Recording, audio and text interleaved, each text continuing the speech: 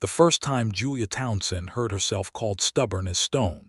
She had been 19 years old, standing in the middle of a Kansas dust storm with her jaw set like iron and her eyes burning not from the grit in the air, but from the tears she refused to shed for a man who had ridden south without a word of goodbye. That had been 6 years ago, and the name had followed her the way a shadow follows a body, long and inevitable and impossible to outrun no matter which direction you turned. She had built her life in the small but determined town of Caldwell, Kansas, in the year 1878, when the cattle drive still roared up from Texas, and the Santa Fe Railroad had stitched the plains together with iron thread.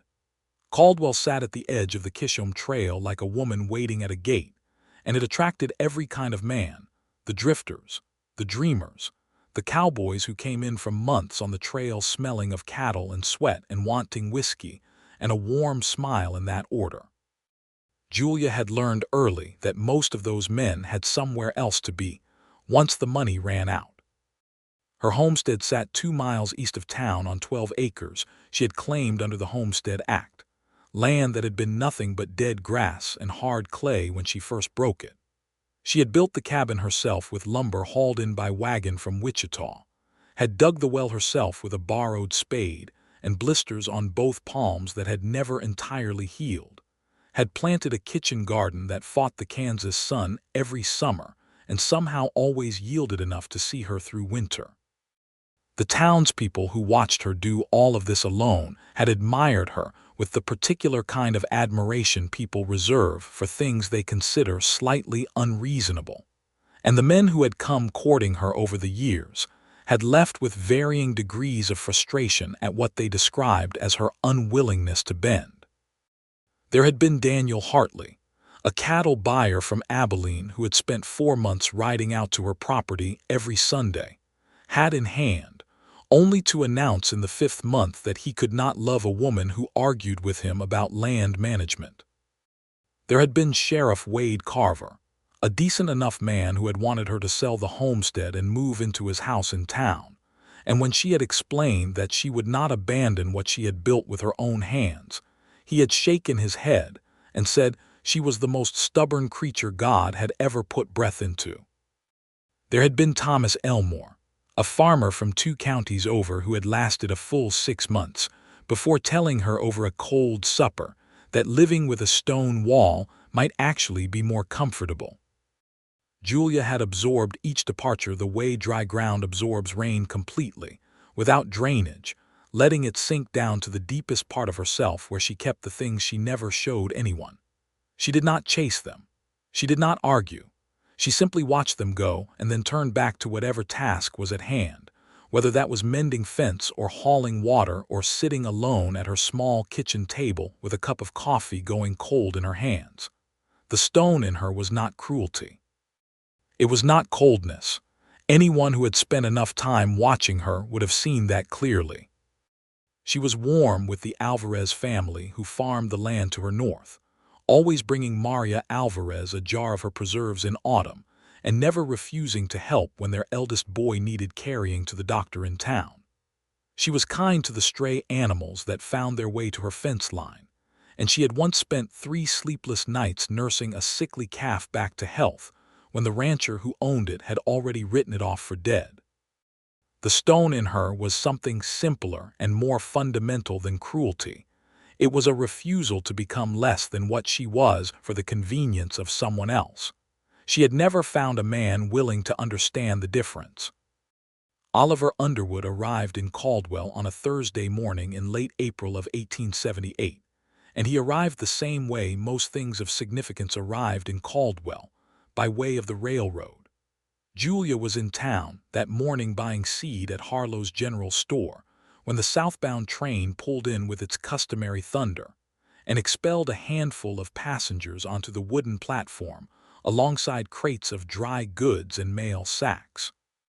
She did not pay particular attention to the arrivals because arrivals were common enough, and she had learned that most people who stepped off trains in Caldwell were passing through on their way to somewhere that sounded better than it turned out to be.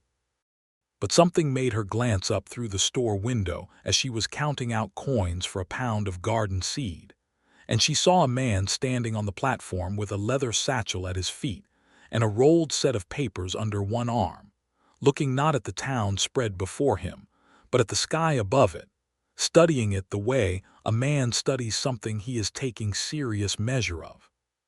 He was not the largest man she had ever seen, but there was a solidity to him that registered even at that distance, through glass and morning light. He stood with his weight evenly distributed, both feet planted, which was a thing Julia noticed because she had grown up around men who had a habitual lean to them, a quality of being always slightly prepared to go somewhere else. This man looked like he was already exactly where he meant to be.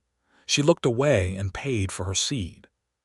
She learned his name that afternoon from Maria Alvarez, who had heard it from the woman at the telegraph office, who had heard it from the station master, because Caldwell was the kind of town where information about newcomers moved faster than the wind off the open plain.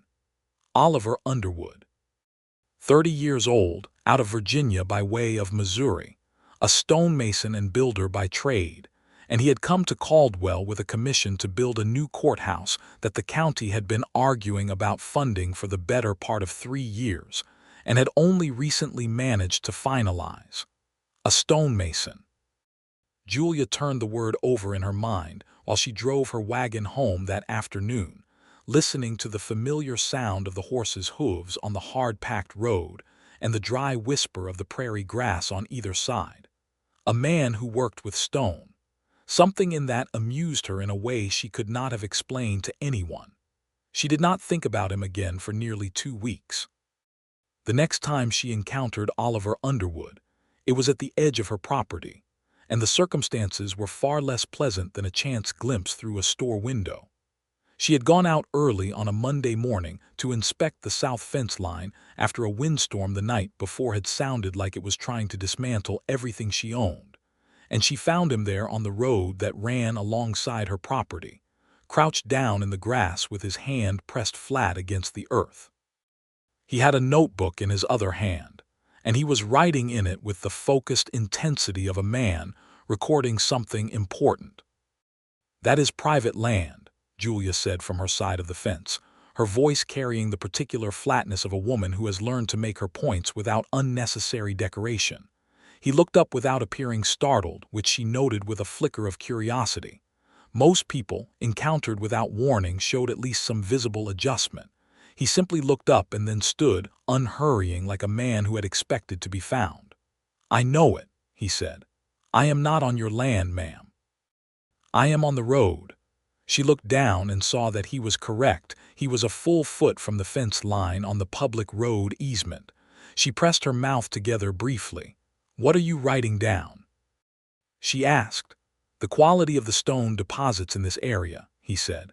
"I need local limestone for the courthouse foundation. There are good outcroppings along this road. I have been mapping them." She had noticed those outcroppings herself over years of walking the fence line, gray shelves of rock that pushed up through the soil in long, irregular formations, useful for nothing much in the practical management of a homestead, but pleasant to look at in a certain morning light. "You are Oliver Underwood," she said. It was not a question. "I am," he said with a slight inclination of his head.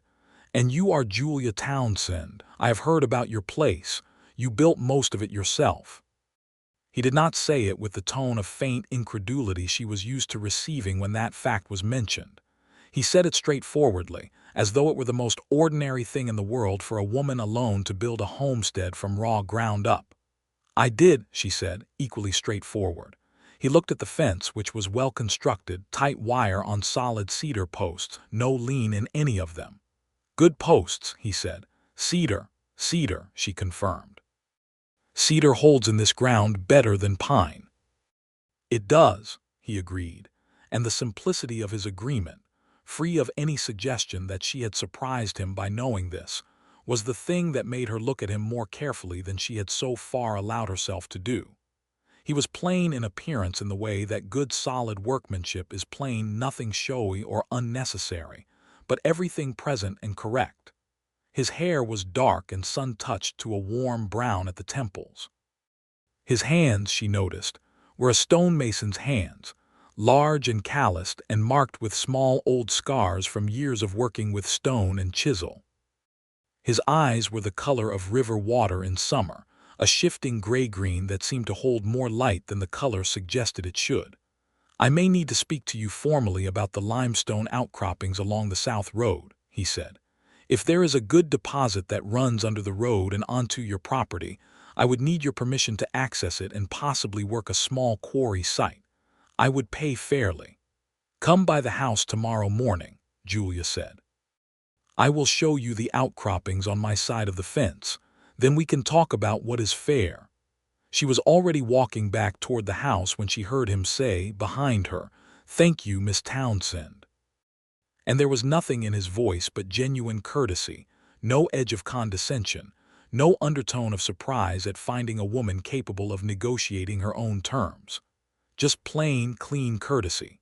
She did not look back, but she felt, for the first time in a long time, something in her chest that was not entirely familiar, a small, cautious warmth, like the first reliable day of spring after a winter that has lasted too long. He came the next morning as agreed, on a chestnut horse that moved with the unhurried ease of an animal that had been well-trained and well-treated, and Julia was already in the kitchen garden when he arrived, on her knees in the dirt pulling early weeds from between rows of young bean plants. She did not make a performance of being busy, and she did not apologize for being on her knees in the dirt. She stood, brushed the soil from her hands on her apron, and led him to the south end of the property, where the limestone shelf ran in a wide band from the road to a point about 30 yards inside her fence line. Oliver Underwood knelt by the outcropping and ran his hands along the stone with the focused attention of someone reading a language they have spent years learning. He knocked on it with his knuckle at intervals. He pressed his palm flat against it and held it there. He pulled a small hammer from his coat pocket and tapped it in several places, listening to each sound as though it were a different word. "Good quality," he said, more to the stone than to her. "Dense. This would hold weight well." "It runs deeper than it looks," Julia said. "When I dug the well, I hit this shelf at about 8 feet and had to move the whole site 3 yards east." He looked up at that. "You dug your own well." "I said so yesterday," she told him without heat. "You did," he said, and the faintest ghost of a smile moved across his face. "I wanted to hear it again to make sure I had heard it correctly." She looked at him steadily. "Why?" "Because most people, when they say they did something themselves, mean they supervised it," he said. "You mean you actually did it." "I am not most people," she said. "No," he said, still looking at her with that quiet directness that she was beginning to understand was simply his natural mode of being. "You are not." They came to an agreement that morning. She would grant him access to work a small quarry cut on the south end of her property, taking no more than a clearly defined volume of stone, and he would pay her $3 per load, in addition to laying a proper stone foundation for a new outbuilding. She had been wanting to add to the property for 2 years, but had never had the materials for. She drew the terms in her own hand on a sheet of paper, in clear language, and he read every word of it before signing it with a steadiness that told her he was a man who paid attention to what he put his name to. He left before noon, and Julia stood watching the dust settle behind his horse and understood, with the clear-eyed practicality that had governed her life for as long as she could remember, that Oliver Underwood was unlike any man who had come to this property before him. She was not sure yet what to do with that understanding, so she did what she always did with things that required more thought. She went back to the garden and worked until her hands ached. He began work on the quarry site at the start of the following week, arriving each morning before the heat of the day with 2 hired men, one of whom was a quiet Tejano named Roberto, who seemed to understand stone with the same intuitive fluency as Oliver himself. They worked methodically, cutting neat lines into the limestone shelf, splitting it along natural fracture lines in a way that produced clean, flat pieces suitable for building. The sound of their hammers and chisels became part of the background of Julia's mornings, rhythmic and oddly comforting, like the sound of the windmill pump. Oliver stopped by the kitchen door most mornings around mid-morning, and she gave him coffee because it was a reasonable thing to do for a man working on her property, and he drank it standing at the porch rail, looking out at the prairie with the focused quiet of someone who genuinely found the world worth looking at. He did not fill silence with unnecessary talk, which Julia found so rare in a man that she was not entirely sure what to make of it at first. But he did talk when he had something to say. He told her, over the course of those morning coffees, about growing up in Virginia, the son of a stonemason who had learned his trade from his own father before him, and how he had spent his childhood learning the names and qualities of different stones, the way other children learned the names of animals. He had come west after the war had torn the East apart, had spent years in Missouri learning how the plains built themselves differently than the mountains did, had done work in Wichita and Dodge City before taking the Caldwell commission. "Why do you love it?" Julia asked him one morning, surprising herself with the question, which came out with more genuine curiosity than she had intended to show. He was quiet for a moment, turning his coffee cup in his hands. "Stone is honest," he said at last. "It does not pretend to be stronger than it is. If you cut it wrong, it will tell you. If you try to build on a bad foundation, the building will tell you. Everything about stone is the truth." He paused. "There is not much in this world that deals as plainly." Julia looked at her coffee. "No," she said, "there is not." They stood in comfortable silence for a moment, and Julia was aware that she had not stood in comfortable silence with another person in a very long time. Silence with other people had always carried either awkwardness or expectation. This silence felt like standing in still water undisturbed, with its own kind of peace. "I heard you had a trouble last summer," Oliver said after a while, "with water rights." Her jaw tightened almost imperceptibly. "The Dalton brothers decided the creek on the north edge of my property ran on their land. It does not. The county surveyor agreed with me, eventually, but it took the better part of 4 months to settle. They give you trouble about it." "They came by once," she said, keeping her voice even.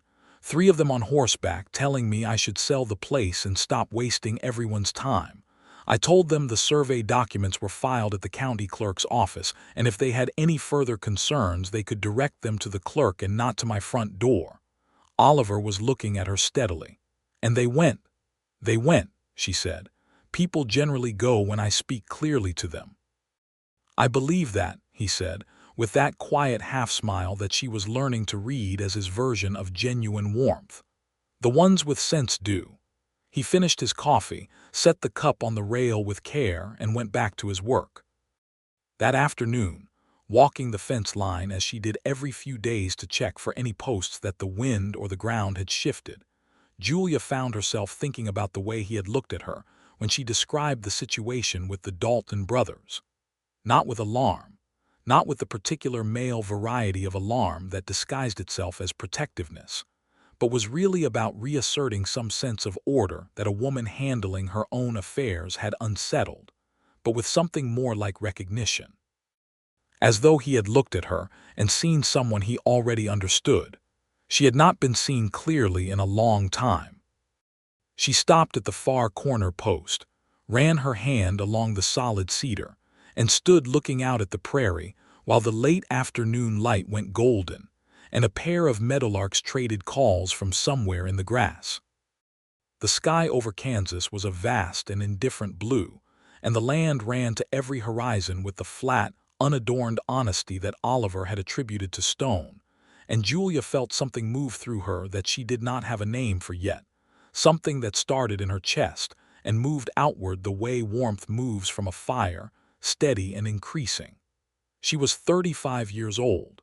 She had built everything she had with her own hands.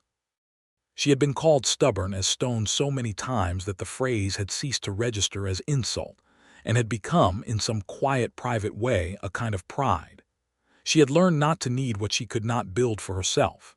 She did not know, standing at that fence post in that golden light, whether she was willing to learn something new. But she thought, for the first time in a long time, that she might be willing to consider it. The quarry work took 3 weeks to complete the initial cuts sufficient for the courthouse foundation, and during that time, Oliver and his hired men became a reliable fixture on the south end of her property, as familiar to the landscape as the limestone shelf itself. Roberto, she discovered, was a superb hand with a sickle, and offered one afternoon without prompting to clear the brush that had been encroaching on her east fence line for 2 seasons. She thanked him in the few words of Spanish she had picked up over years of neighborly relations with the Alvarez family, and he responded with a warm, gap-toothed smile that suggested he approved of the effort. The trouble, when it came from the direction she had least expected. She was in town on a Wednesday collecting mail at the post office when she overheard two men talking in the street outside, not loudly, but in the way men talk when they think no one who matters is listening. She recognized one of them as Cal Dalton, the middle brother, who had been among the three who came to her door the previous summer. He was talking to a man she did not know, a heavy-set man in a good suit that seemed out of place on the dusty Caldwell street. She caught pieces: her name, the word land, the phrase county commissioner, the word acquisition, and then the conversation dropped lower and she could hear nothing more. She stepped out of the post office with her mail in her hand and stood on the boardwalk in the bright spring sunlight with a very cold, very clear feeling moving through her that she had felt once before, when the creek dispute had started, and she had understood that something organized and deliberate was being arranged against her. She went directly to the county clerk's office and asked to see any recent filings related to her property. The clerk, a nervous young man named Perkins who always seemed faintly anxious about everything, shuffled through his documents for a long time before producing a petition that had been filed 10 days earlier requesting a land assessment for potential public use acquisition of 12 acres east of the Caldwell town limits, currently homesteaded under the name of J. Townsend. Public use acquisition. The railroad. She stood in the clerk's office for a long moment, holding the document and reading it very carefully from the beginning to the end, and then from the end to the beginning. The petition was signed by 3 names, the first of which was C. Dalton and the third of which was the county commissioner himself, a man named Harold Birch who had never, in all the time Julia had lived in Caldwell, given her any reason to trust him. "When is the assessment hearing?" she asked Perkins. 3 weeks from Friday, he said, not meeting her eyes. She thanked him with perfect composure and left. She drove home fast, the horse pushing into a willing trot on the empty road, and she sat at her kitchen table and spread the papers she had accumulated over 6 years of homesteading. The original land claim, the survey documents from the creek dispute, every receipt, every correspondence with the county, every tax payment, and organized them into order with the systematic care of someone building an argument from the ground up. She was still at the table when she heard boots on the porch and a knock at the door, and she was surprised when she opened it to find Oliver standing there, his work tools put away for the day, his hat in his hands. "You came through town today," he said. "Maria Alvarez said you looked like a thunderstorm about to break." She stepped back from the door to let him see the table. He came in and stood looking at the spread of documents, and she told him about the petition and the hearing and the railroad. He listened with the same quality of absolute attention he brought to reading stone, not just hearing the words but taking in everything behind them. When she finished, he was quiet for a moment. "They want your land because of the limestone," he said. She had arrived at the same conclusion. The limestone deposits that Oliver had identified as high-quality building material would be of significant value to a railroad wanting to do construction work on the planned expansion of the Santa Fe line. The Dalton brothers must have brought someone in to assess it, had filed the petition before Oliver's quarry work could establish the commercial value more publicly. "Yes," she said. "I have been filing quarry survey reports with the county engineer's office since I started working here," Oliver said. "Those reports document the limestone quality and its commercial value as a private resource. They may be useful to your case." She looked at him. "Why would your reports help me?" "Because they establish that a contractor in good standing has already entered a legitimate commercial agreement for use of those resources," he said, "which complicates a claim that the land is underdeveloped or underutilized, which is likely the basis of the public use argument." Julia was quiet for a moment, seeing the shape of the argument clearly. "You would provide those reports for the hearing." "I will present them myself," he said, "if you will have me." She looked at him for a long moment, at his steady gray-green eyes and his calloused hands, and the quality he had of simply meaning everything he said without needing to dress it up in anything extra. "I will have you," she said. "Thank you," he nodded, settled his hat back on his head. He was almost to the door when she said, "Oliver." He turned. "Sit down," she said. "I will make supper. We have a case to build." He came back to the table without a word of surprise, pulled out a chair, and sat down, and Julia put water on the stove and felt the cold knot in her chest ease slightly. Not because the problem was solved, not because she had stopped being afraid, but because she was not alone in facing it, and that was a feeling new enough to require a moment of private acknowledgement. They worked through supper and into the evening, laying out the documents in sequence, identifying the strongest points of her claim, discussing what testimony would carry the most weight with the county commissioner's hearing. Oliver brought a practical intelligence to the process that matched her own without competing with it. He would lay out a line of argument. She would sharpen it. She would raise a concern. He would find the document that addressed it. They moved around each other's thinking with a natural ease that surprised both of them, though neither said so. It was close to 10 o'clock when they finally stacked the papers into order, and Julia set a lamp on the table and leaned back in her chair with a cup of cooling coffee and the satisfied tiredness of someone who has done hard and useful work. "You were not afraid," Oliver said. "Not a question, an observation." "I was afraid," she corrected him. "I am afraid, but being afraid is not the same as stopping." He was looking at her with that expression she had been learning to read over the past weeks, serious and warm at the same time, as though what he saw when he looked at her was something he found genuinely valuable. "I know," he said. "I know that."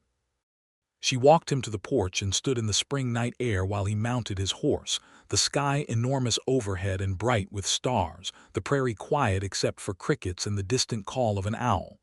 "Oliver," she said. He looked back from the saddle. "The men who have come here over the years have called me stubborn," she said. "Every one of them. They all left." He was quiet for a moment. "Do you know what I think when I see what you have built here?" he said. "What you have built entirely with your own hands on ground that fought you every step of the way." "What?" "Stone," he said simply. "Good, honest, solid stone, the kind that holds, the kind worth building on." She stood very still on the porch in the starlight after he had ridden away, and the warmth in her chest was no longer small or cautious. It had grown into something she recognized, finally, for what it was.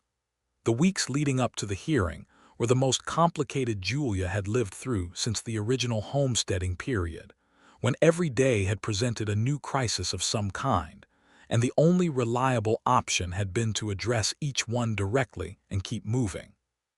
She went to see a lawyer in Wichita, a sharp-minded woman named Eliza Parker, who had been one of the first women admitted to practice law in Kansas, and who received Julia's papers with the efficient pleasure of someone who enjoys a well-organized fight. Eliza Parker reviewed the documents, confirmed that the quarry agreement with Oliver was highly relevant, and added several legal precedents that strengthened the argument considerably. Oliver testified to the county engineer's records and presented his survey reports at a preliminary assessment 3 days before the full hearing. The commissioner's office, presented with the documentation establishing the active commercial agreement, had to formally acknowledge it as part of the hearing record. Maria Alvarez came forward of her own accord and offered testimony about Julia's stewardship of the land over 6 years. Roberto came with her and sat in the back of the hearing room with his hat in his hands, there for support, which moved Julia more than she had expected. Even old Harlow from the general store appeared and said, simply and with evident sincerity, that Julia Townsend had been paying her land taxes before they were due every year for 6 years, and that this was a more reliable sign of serious land management than anything a petition from the Dalton brothers could demonstrate. The hearing was not without difficulty. Harold Birch was not a fair man, and he made the process as adversarial as he legally could, questioning her right to the quarry agreement and suggesting that the commercial value of the limestone was itself a reason for public acquisition rather than an argument against it. There were hours of tense back and forth during which Julia sat with her hands folded on the table in front of her and answered every question with precise, documented clarity and refused, under any provocation, to raise her voice or show anything other than composed competence. Oliver, sitting beside her at the respondent's table, watched the whole thing with the focused calm of someone who had spent years working alongside material that required patience and precise force in exact measure, and had learned to read the moment when one became the other. When Birch tried to dismiss the quarry agreement as informal, Oliver laid the signed and dated contract on the table in front of the commissioner and said, with a quietness that carried the particular weight of absolute certainty, "That document is filed with the county recorder. If there is any question about its legal standing, I would recommend directing the question to the recorder's office rather than to the other party at this table." Birch dropped that line of argument. The hearing officer, a circuit judge who traveled the county and who happened to be in Caldwell that week, a thin, careful man named Ambrose who had the reputation of following the law precisely regardless of who he upset in the process, ruled in Julia's favor on every material point. The land was properly homesteaded, properly managed, under legitimate active commercial use, and the public interest argument was insufficiently substantiated to justify acquisition proceedings. Cal Dalton stood up at the back of the room and said something heated that the judge silenced with a single look and a tap of his gavel, and then it was over, and Julia was sitting in the warm afternoon light filtering through the courthouse windows with the ruling document in her hands and her heart beating hard against her ribs in a way that had nothing to do with fear. Oliver's hand covered hers briefly on the table, warm and solid, and then was gone. She looked at him and found him already looking at her, and in his eyes she saw something she recognized because she had been seeing the same thing in her own reflection in the small mirror above her wash basin every morning for weeks, not quite naming it, but knowing it was there. "Come to supper on Sunday," she said. "Please."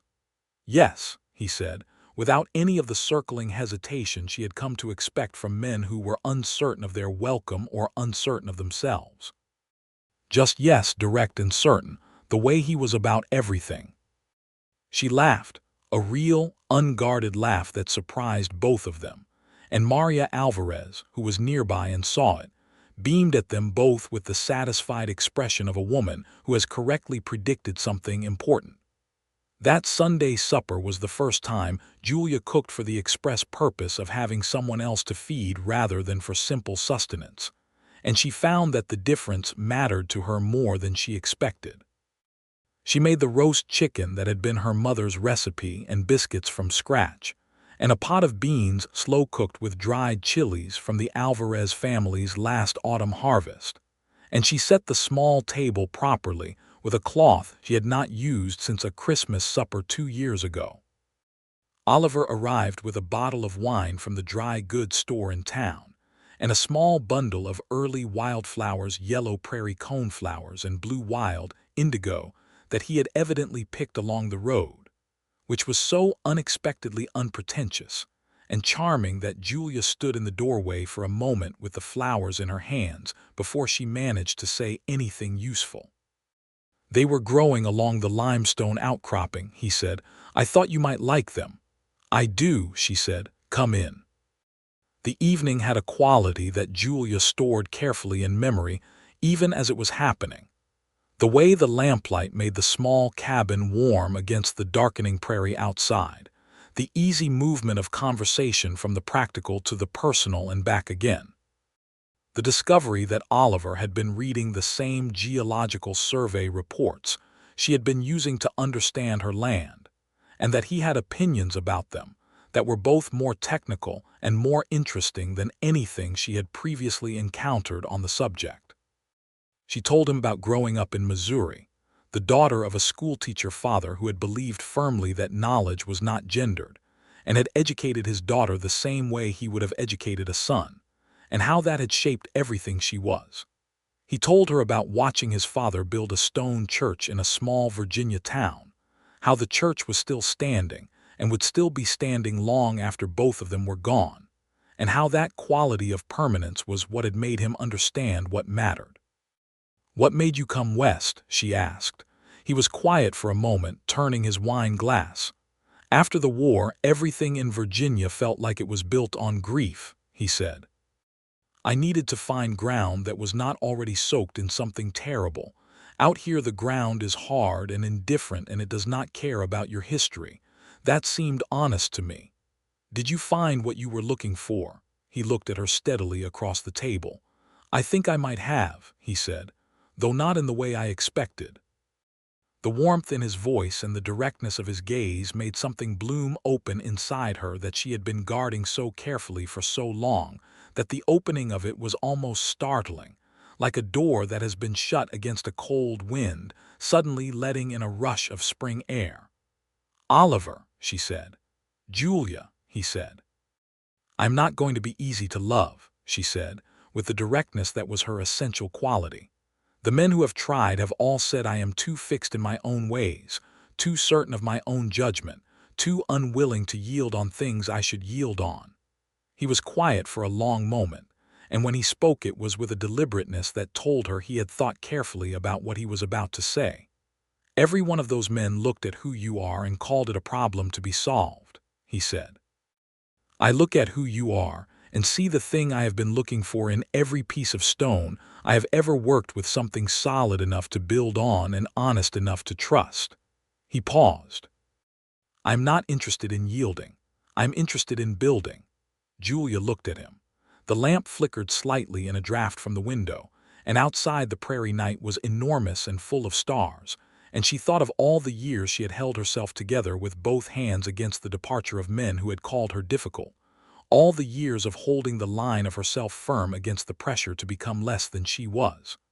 "I have been called stubborn as stone by every man who left me," she said.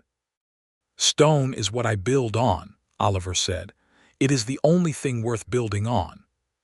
She reached across the small table and covered his hand with hers, and he turned his hand over and closed his fingers around hers with a gentleness that had the same quality as his careful handling of the limestone, a thoroughness of attention, a recognition of value. They sat like that for a long moment, and Julia felt, in some deep and wordless way, that she had arrived somewhere she had been traveling toward without knowing it, the same way a river arrives at the sea, not all at once but inevitably, by following its own true course. He rode home late that night, and she stood on the porch and watched his lantern diminish across the dark prairie until it disappeared, and she was smiling in the dark, alone, the way you smile at something that is real and not a performance. The summer that followed was the richest Julia had known on that land, not because anything was particularly easy, but because nothing she faced entirely alone anymore. And that was a difference of a kind she had not let herself calculate before, because she had not had reason to. Oliver began the courthouse work in earnest in June, hauling limestone blocks from the quarry site on her land, and from other deposits he had identified along the South Road, working with Roberto and 3 additional men he had hired locally. The building rose slowly and with tremendous solidity from its stone foundation, and Julia, riding past it on her way to and from town, watched its growth with a particular interest. She and Oliver developed a rhythm over the summer months that was natural and unforced, built around the contours of their separate working lives. He came to her for supper 2 or 3 evenings a week and stayed late, talking in the lamplight about the day's work and about larger things, about what they thought about the change sweeping across the plains, as the cattle drives began to give way to farming, about the railroad and what it meant for towns like Caldwell, about the gradual displacement of the Comanche and the Kiowa peoples from the lands they had lived on for generations, which Julia found deeply troubling and which Oliver, to his credit, did not dismiss or minimize. They talked about it honestly, acknowledging that the land they were living on and building on had been taken by force from people who had not consented to any of it, and that this was a weight that did not sit easily on either of them. My father told me once that a thing built on an unjust foundation will not stand forever, Oliver said one August evening, the windows open to the summer heat and the sound of crickets filling the night. He meant it about stone and mortar, but I think he meant it about more than that. He was right, Julia said, about both. The best we can do, Oliver said carefully, is to deal fairly with the people around us now, not to look away from what was done. Not to add to it. She looked at him in the lamplight. Yes, she said, that is the best we can do. He came on a Sunday morning in late August, not for the work and not for supper, but having clearly ridden over directly and with some specific purpose, because he was better dressed than the working week called for, and he had his hat in his hands when she opened the door. She had known this was coming, had felt it building the way you feel a weather change in the quality of the air before the clouds appear, and she had spent several nights lying awake in her narrow bed deciding how she felt about it. She had arrived at her answer during a particularly clear and honest hour before dawn, when the truth of things tends to present itself without ornament. I think you know what I want to ask you, Oliver said, standing on the porch in the August morning, the prairie enormous and golden behind him and the limestone outcroppings on the south end of the property catching the early light. I think I do, she said. Julia Townsend, he said, will you marry me? It was not exactly a question, in the way that the truest things are rarely questions. They are offered as statements, as declarations of what is already known, requiring only the confirmation that both people are seeing the same truth. Yes, she said, on one condition. His eyes crinkled slightly. Name it. This is my land, she said. It was built by my hands and I am not trading it or yielding title to any part of it. Whatever we build together, not over what I have already built.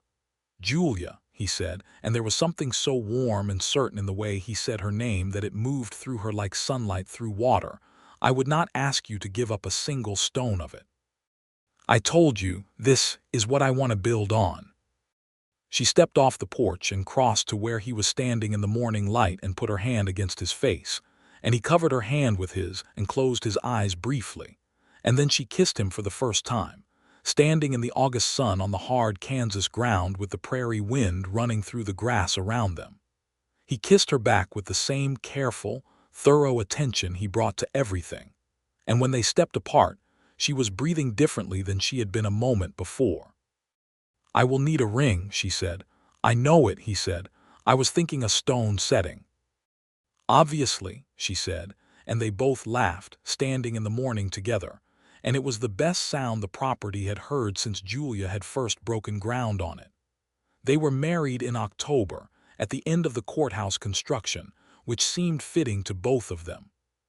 The ceremony was performed by the town's minister in the church that stood on the main street of Caldwell, a plain wooden structure that was the oldest building in town, and that held the particular stillness of a place where many people had stood and made serious promises.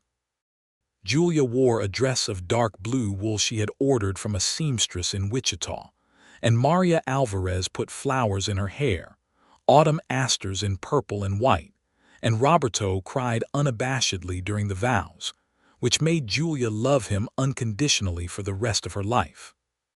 Oliver stood at the front of the church and watched her walk toward him with an expression she had not seen on his face before, an unguarded, luminous openness, as though every careful reserve had been set aside, and what was left was simply a man looking at something he loved without any qualification at all. She walked toward him steadily, chin level, eyes clear, the way she did everything. "You look like you are walking to close a business deal," Maria whispered from behind her. "It is the most important agreement I have ever signed," Julia said quietly. But she was smiling when she said it, and she was smiling when she reached him, and when he took her hand in his calloused, stone-marked hands and held it with that particular careful thoroughness of his, she felt herself arrive, completely and without reservation, in the present moment, not thinking about who had left before, not calculating what the future might require, simply here, in this small Kansas church in October of 1878. With this man's hands holding hers, and the prairie light coming through the windows. They exchanged vows in steady voices, looking at each other. The courthouse was formally opened by the county 2 weeks after the wedding, and Julia attended the opening ceremony on Oliver's arm, watching the townspeople walk through the limestone arch of the entrance and lay their hands on the walls with the particular reverence people show for something built to last. Oliver stood beside her without any visible need for acclaim, and Julia thought that this too was characteristic of him.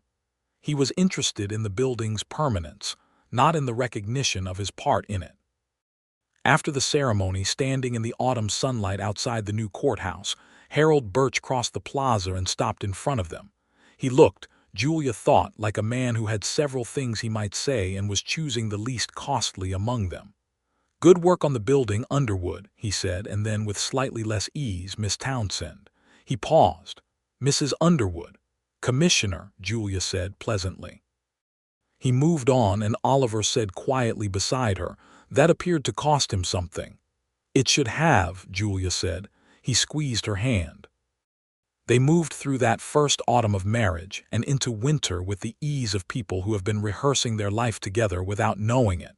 The rhythms of the homestead adjusting naturally to include Oliver's presence, his tools alongside hers in the barn, his books on the shelf she cleared for him, his particular way of making coffee in the morning stronger than she made it, which she initially objected to, and then quietly came to prefer. He was building the new stone outbuilding as promised under the quarry agreement, working on it in the evenings, and on Sundays with a care and deliberateness that transformed what might have been a simple barn addition into something that would still be standing long after either of them had reason to care about it. He consulted her at every stage about what she needed from the space, how the light should fall, where the drainage should run, and she found that being genuinely consulted, not informed of a decision already made but actually asked and listened to, was a thing that had more practical effect than she had known to anticipate. She told him this one evening, sitting on the half-finished wall of the new outbuilding in the late October twilight, sharing a thermos of coffee. "I have never built anything for someone who understood the building," he said. "Usually the people who commission work want to tell you what they want and then be surprised. You know what you want and you know how to get it. Working with that is different." "Better." "Yes," he said. "Better." She leaned slightly against his shoulder in the cooling evening. He put his arm around her. They sat in comfortable silence, looking at the lit windows of the house, the familiar shape of the property in the last light.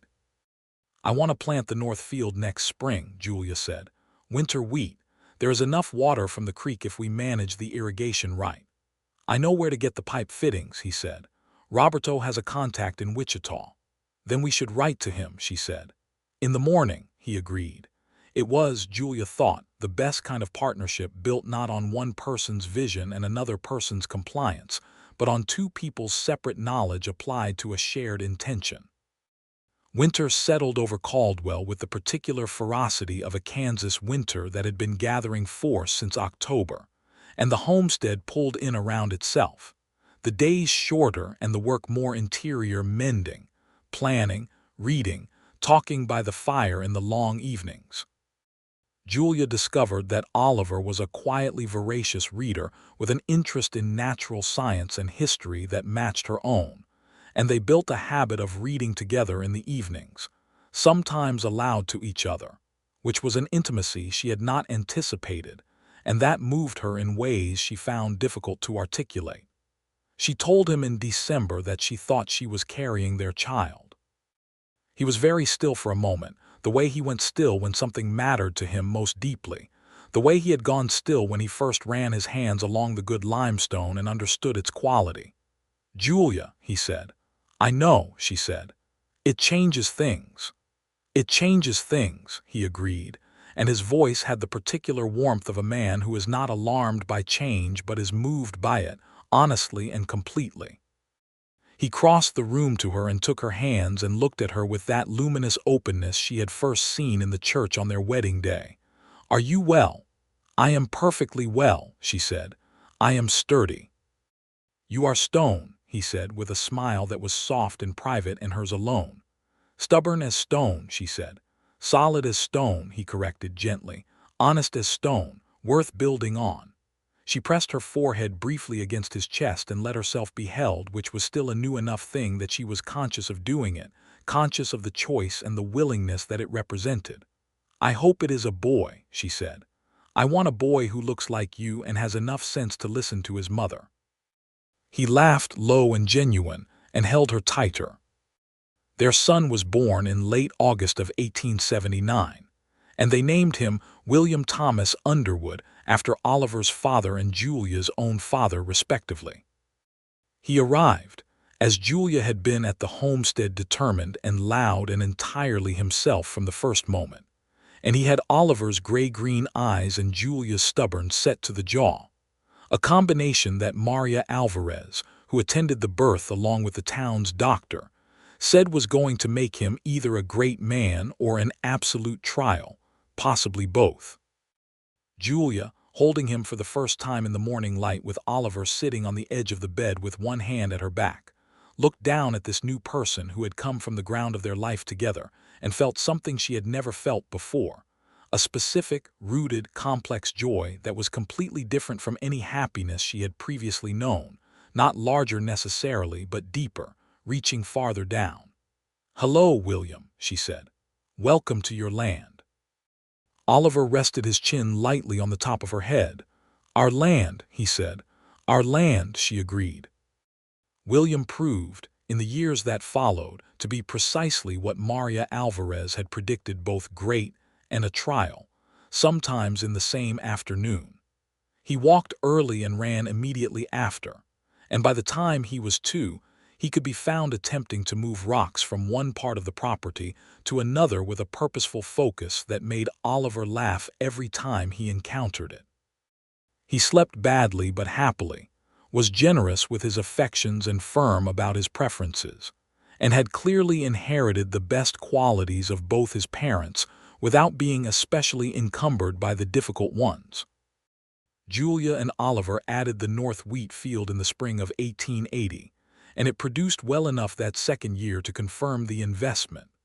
Roberto, who had stayed in Caldwell when the courthouse was finished and built himself a small house on the edge of town, helped with the planting and the harvest and became, over time, as fixed a part of the life of the property as the limestone shelf on the south end. He and Oliver worked well together with the wordless efficiency of men who understood each other's skills without needing to discuss them, and he and Julia had developed a friendship based on mutual respect and the shared understanding that they were both people who did what they said they would do, which was the most reliable foundation for friendship that Julia knew. The Dalton brothers faded from active prominence after the hearing ruling. Cal Dalton had evidently had enough of Commissioner Birch's plans when they stopped delivering results, and the family turned its attention elsewhere. Birch himself served one more term and was not re-elected, replaced by a younger man from the east side of the county who had no particular agenda about Julia's land and who struck her, when she met him, as reasonably honest.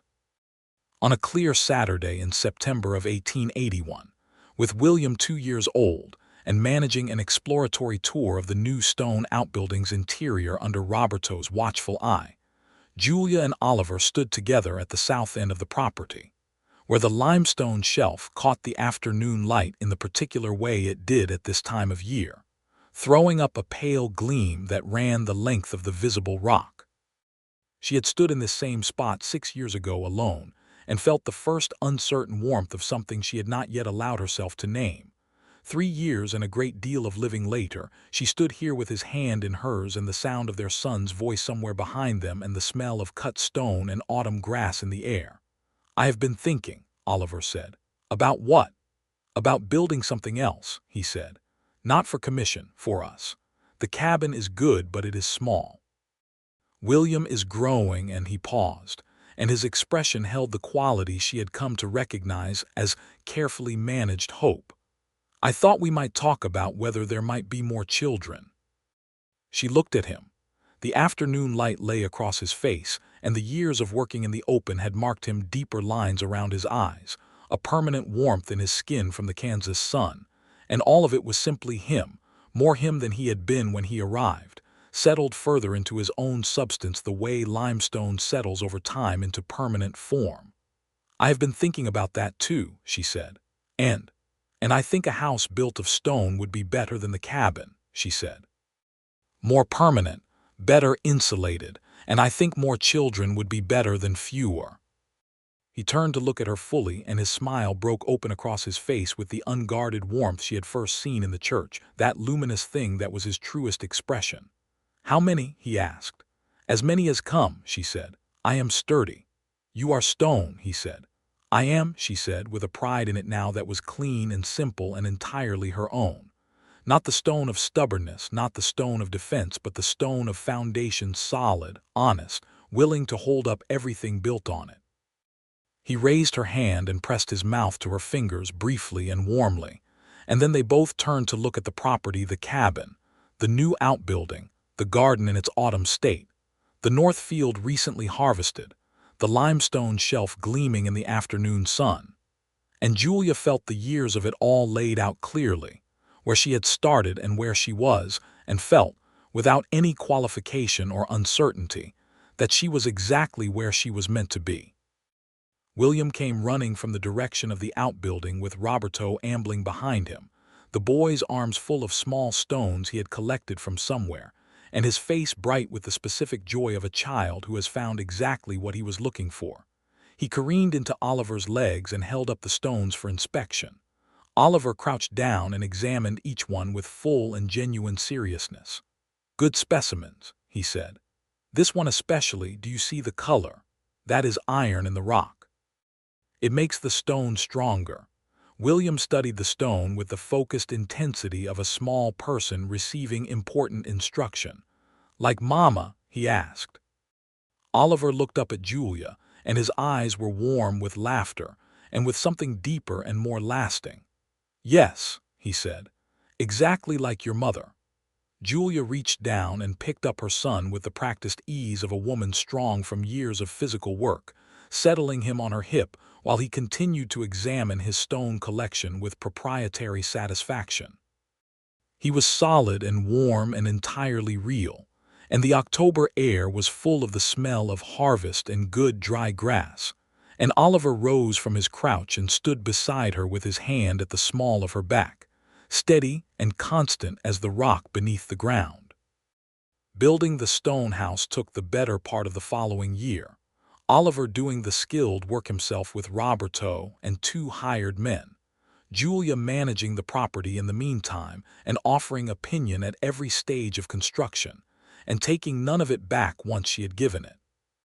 The house rose from the same limestone shelf that had been on the property since before either of them had come to Kansas, cut from the ground beneath their feet and raised into walls that would stand against the prairie wind and the brutal Kansas summer and the fierce winter that came every year regardless of what anyone had planted or planned.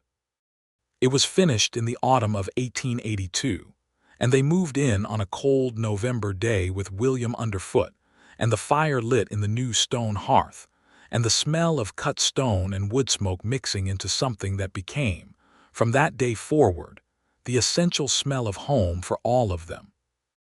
Julia stood in the main room on that first evening, watching the firelight move across the limestone walls, and felt the weight of everything that had built to this point.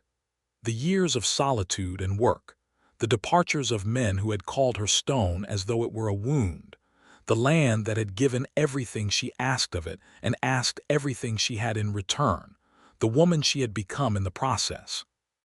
And the man who had arrived on a Thursday morning in late April and looked at her with recognition the first time he really saw her. Oliver came and stood beside her, and she leaned against him with a completeness of trust that she had spent a long time building toward, stone by stone, the same patient, deliberate way you build anything meant to last. "It is a good house," she said. "It will stand 100 years," he said. "Longer," she said. "Longer," he agreed. Their daughter was born the following summer in the new stone house, in the room that faced east so the morning light would come in clear and direct. They named her Clara after Oliver's mother, Maria after the woman who had been Julia's nearest neighbor and truest friend for 6 years, and who cried again at the naming, with the same unabashed warmth she had shown at the wedding. Clara arrived into the world with considerably more equanimity than her brother had, regarding everything around her with an alert, steady gaze that Maria Alvarez said was exactly like Julia's, and that Oliver said, with evident pride, meant she was already the most sensible member of the family. William, presented with his sister for the first time, studied her with the serious stone-examining expression he had inherited from his father, and then carefully offered her the best rock from his current collection, which Julia thought was quite possibly the most Oliver-like thing she had ever seen a 3-year-old do. The years settled into themselves with the satisfying solidity of a well-laid wall, each year adding its own course to what had been built. The wheat field expanded in 1883. Roberto planted a garden on his own land that he shared produce from generously. Oliver took a second commission in 1884 for a bank building in a town 30 miles south, and came home from the work every week, reliable as the seasons turning. William grew into a serious, curious boy with hands that were already, at 5, beginning to show the marks of someone who worked with his hands by preference and by nature. Clara grew into a laughing, watching child with her mother's directness and her father's quiet warmth. On the evening of their 5th wedding anniversary, in October of 1883, Oliver and Julia sat on the porch of the stone house as they had made a habit of sitting in the evenings when the weather allowed, listening to the prairie settle into night and watching the sky go from blue to amber to deep violet over the flat horizon. The children were asleep inside. The stone walls of the house held the day's warmth, releasing it slowly into the cooling air. Julia had a glass of wine and the comfortable stillness of a person fully at rest. "Every man who called you stubborn as stone walked away from the best thing they ever found," Oliver said, not as a sudden declaration but in the easy, considered way he said things that mattered, as though the thought had been sitting quietly at the edge of the conversation waiting to be said. She looked at him in the violet October evening light. "You know what is interesting about that word?" "What?" "Stubborn," she said, turning it over as she had turned it over many times before. "They all meant it as a fault. Something resistant, something that would not give. And stone does not give," she said. "That is precisely why you build on it." He was looking at her with that expression, the open, luminous warmth that she had first seen in a church and that had never diminished, had in fact deepened year over year in the way that a fire burns higher as you add fuel to it. "Every single day," he said, "I know that I am building on the best possible ground." She reached over and took his hand, the wine glass forgotten on the porch rail, the prairie going dark and vast around the warm stone house, the sound of their children breathing somewhere inside. She had built a life from bare ground with her bare hands. She had been called stubborn as stone by every man who had tried to make her into something lesser, and found that she would not comply. She had held the line of herself firm through years of difficulty and solitude, and the slow grinding work of being entirely responsible for your own survival. And then a man had come, a man who worked with stone as his essential language, who understood permanence and honesty and the particular value of something that would not yield. And he had looked at what everyone else had called a flaw and called it, simply and finally, foundation. The stars appeared over Kansas one by one. the way they always did in that country where the sky was bigger than anything beneath it. And Julia sat in the warm circle of her life, the stone house behind her husband beside her children sleeping inside, and felt the deep, rooted, permanent joy that she had first tasted when she held her son, and that had only grown larger and more established with each passing year, the way a good building grows into itself as it settles, becoming more certainly what it was always meant to be. "I love you," she said, which was a thing she had learned to say as she had learned everything important in her life with complete conviction, without taking it back. "Julia," he said, the way he had always said her name as though it were the truest word he knew. "I love you." The prairie wind moved through the grass with a sound like running water, and somewhere in the dark, a meadowlark called its last call of the evening, and the stone house stood solid and warm against the Kansas night. And the ground beneath it was limestone, good, dense, honest stone, the kind that held weight, the kind worth building on, the kind that does not yield because it does not need to, because what it is already enough. William Underwood, 6 years old and theoretically asleep, appeared in the doorway behind them in his nightshirt with his current favorite stone in one hand and said, "Mama, Clara is crying," with the resigned authority of an eldest child who has accepted that the management of things is partly his responsibility. Julia set down her wine glass and stood. "I am coming," she said. Oliver caught her hand as she turned. She looked back at him.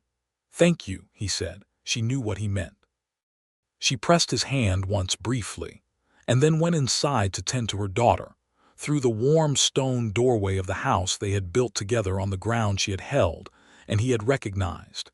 In the year the prairie was full of stars, on the land that had given everything asked of it and asked everything in return, and was, in that asking and giving, exactly what both of them had needed. The year moved toward winter with its customary indifference to anything human, and the Underwood family settled into the stone house like something perfectly fitted to a space that had been prepared for it, each person occupying their necessary place, each day adding to what had been built, and all of it, the land, the children, the life, the love, as honest and permanent and load-bearing as the limestone beneath their feet. She had been called stubborn as stone. He had said stone was what he was building on. And so they had built, and what they had built stood, and everything they had meant to each other was there in the standing of it, warm and lasting and entirely, completely real.